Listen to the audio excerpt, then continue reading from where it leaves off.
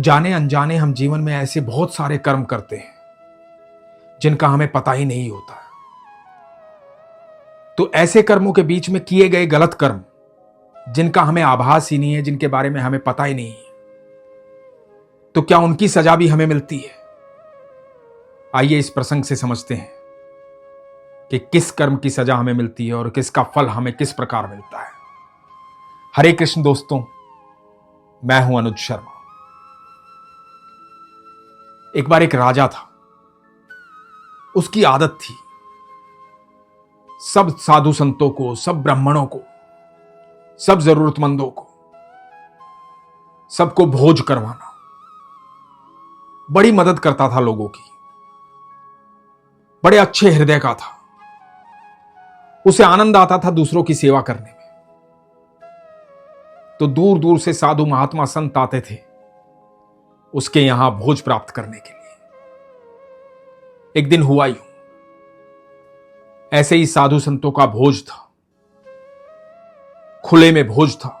जहां भोज था वहां से थोड़ा सा दूर ही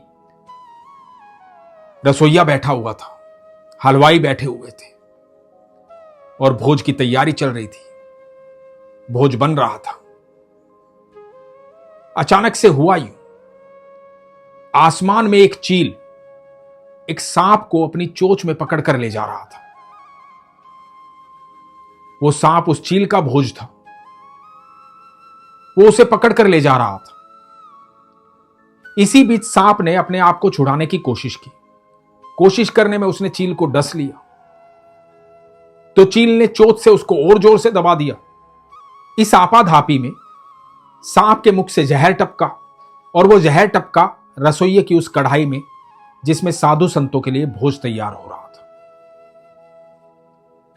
रसोइये को इस बात का पता भी नहीं लगा। उसके बाद वो भोज परोसा गया। साधु संतों, ब्राह्मणों, भिक्षुओं सबने भोज ग्रहण किया। भोज ग्रहण करने के बाद उस विष के कारण कईयों की मृत्यु हो गई, कई बीमार पड़ गए। राजा अचंभित था। राजा की समझ में ये बात नहीं आई। रसोइया भी अचंभित था। रसोइयों को भी ये बात समझ में नहीं आई। इधर जो देवगण थे उन्होंने ठाकुर जी से पूछा कि प्रभु एक बात बताइए, इस अपराध की सजा किसको मिलेगी? क्या उस चील को जो सांप पकड़कर ले जा रहा था? वो तो अपने परिवार की भूख मिटाने के लिए उस सांप को पकड़कर लेकर आया था। क्या इस सांप को जो उस चील की चोंच में पकड़ा गया था, जिंदगी और मौत से जूझ रहा था? या उस रसोइये को जो ये भोजन पका रहा था? या फिर राजा को जिसने भोज की व्यवस्था की थी? इस अपराध की सजा किसको मिलेगी? भगवान मुस्कुराए। भगवान ने कहा कि देखते हैं। यमराज ने भी यही प्रश्न किया कि प्रभु इसकी सजा किसे दे? मेरी कुछ समझ में नहीं आ रहा है। किसके खाते में ये कर्म लिखें? किसको इसकी सजा मिलनी चाहिए? क्योंकि रसोइया भी अनभिज्ञ था और राजा को भी पता नहीं था। तो इसकी सजा किसे मिलनी चाहिए? भगवान मुस्कुराए। भगवान ने कहा कि देखते हैं कि इस कर्म की सजा किसे मिलेगी। इधर चारों तरफ अफरा तफरी मच गई थी। राजा बड़ी चिंता में रहने लगा था। राजा बड़ी सावधानी पूर्वक भोज की व्यवस्था करता था। पहले की तरह लोग आते थे, साधु संत ब्राह्मण भिक्षु सब आते थे, भोजन करते थे, लेकिन उनकी मात्रा कम हो गई थी। राजा चिंतित रहता था कि पहले की तरह लोग भोज करने नहीं आते। लेकिन बड़े बड़े साधु संत महात्मा ये जानते थे कि इसमें राजा का अपराध नहीं है, राजा की गलती नहीं है, ये घटना घटित हुई है, इसलिए वो आ जाते थे। इधर एक दिन हुआ यूं, राज्य के बाहर एक महिला घूंघट में पानी भरने जा रही थी। बड़ी संस्कारी महिला दिखाई दे रही थी। कुछ साधु संत आ रहे थे। उन्होंने पूछा कि हमें राजा के महल जाना है, राजा के भोज में सम्मिलित होना है, क्या आप हमें राह बताएंगे? तो उस महिला ने कहा कि हां बिल्कुल महाराज, और उसने उनको राह बताई। जब वो साधु संत उस राह पर चलने लगे तो ये महिला जोर से हंसी और ठहाका मार करके बोली, सुनो महाराज, एक बात का ध्यान रखना, भोज करने तो जा रहे हो, आजकल कमी ऐसा होता है कि राजा के यहां से कोई जीवित वापस आ जाए। सुना है राजा भोज में विष मिलाता है। कई साधु संतों को मृत्यु की प्राप्ति हुई थी वहां, कई लोग मारे गए थे। तो राजा के भोजन पर भरोसा मत करना,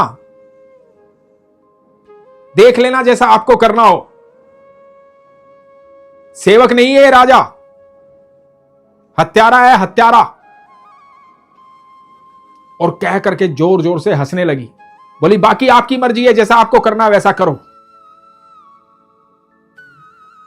और हंसते हुए आगे बढ़ने लगी। भगवान श्री कृष्ण ने यमराज को कहा, तुम कर्मों का हिसाब लिख रहे थे ना, तो लिखो, इस कर्म की सजा, इस ब्रह्म हत्या का अपराध इस महिला ने किया है, इसे इसकी सजा मिलेगी। तो यमराज और देवदूतों ने पूछा कि प्रभु ऐसे कैसे?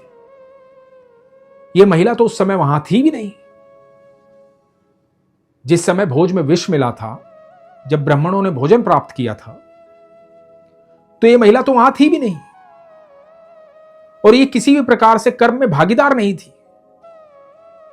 ना चील ये लेके आई थी, ना सांप ये लेके आई थी, ना रसोईया ये थी, ना राजा ये थी। इतने दिनों बाद इसको इस अपराध की सजा कैसे मिलेगी? तो भगवान श्री कृष्ण ने कहा, इस कर्म का आनंद सिर्फ इस महिला ने लिया है।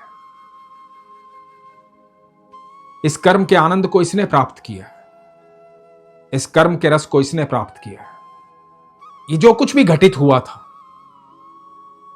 चील को इसके बारे में पता नहीं था। सर्प अपनी जान बचा रहा था, चील अपने बच्चों के लिए भोजन ले जा रहा था, रसोईया भी कुछ नहीं जानता था और राजा भी कुछ नहीं जानता था। रसोईया इस बात से दुखी था कि अपराध हुआ कैसे, राजा भी इस बात से दुखी था।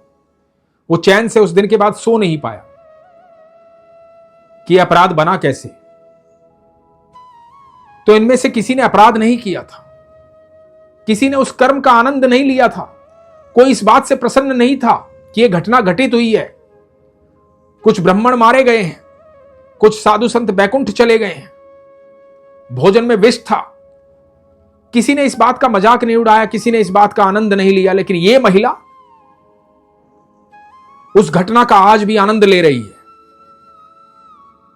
मजाक उड़ा रही है, खुश हो रही है, अपनी शेखी बदार रही है, सोच रही है कि मैं बड़े ज्ञान की बात कर रही हूं, राजा का अपमान करके, राजा के बारे में बता करके। तो सारे कर्म का रस ये ले रही है। जब रस ये ले रही है तो उस कर्म का फल भी इसे मिलना चाहिए। दोस्तों, बड़ी साधारण सी बात है। जाने अनजाने बहुत सारे कर्म हमसे होते हैं, और यदि जाने अनजाने कोई गलत कर्म हो जाता है और हमें पता लग जाता है कि हमसे गलत कर्म हुआ है और हमें उसके लिए यह महसूस होता है कि हमसे गलती हो गई है, हमसे अपराध बन गया है, और हम प्रभु के सामने नतमस्तक होते हैं और प्रभु से कहते हैं कि प्रभु हमसे यह गलती हो गई है, इसका निवारण बताइए। और हम उसका निवारण करते हैं तो हमारे कर्म की सजा उसी समय समाप्त हो जाती है। लेकिन यदि हम किसी कर्म का आनंद लेते हैं, रस लेते हैं, तो फल भी हमें ही भुगतना पड़ेगा। यह महिला पूरे संस्कारों में थी, घूंघट निकाले हुई थी। आप कितने भी संस्कार में रहें, कितने भी घूंघट निकालें, कितनी भी मीठी वाणी बोले, यदि आप दूसरों का मजाक उड़ाते हैं, दूसरों की बुराई करते हैं, उनकी स्थिति पर हंसते हैं, उनकी स्थिति का मजाक उड़ाते हैं, तो आप यकीन मानना उनके किए गए कर्म में आप भागीदार हो रहे हैं। और यह भी हो सकता है कि उन्हें उस अपराध की सजा ना मिले, क्योंकि रस आप ले रहे हैं तो फल भी आपका होगा। इसलिए जीवन में बड़े सोच समझ करके किसी के बारे में बोले, हमेशा अच्छे कर्म करें, किसी की बुराई ना करें, किसी की चुगली ना करें।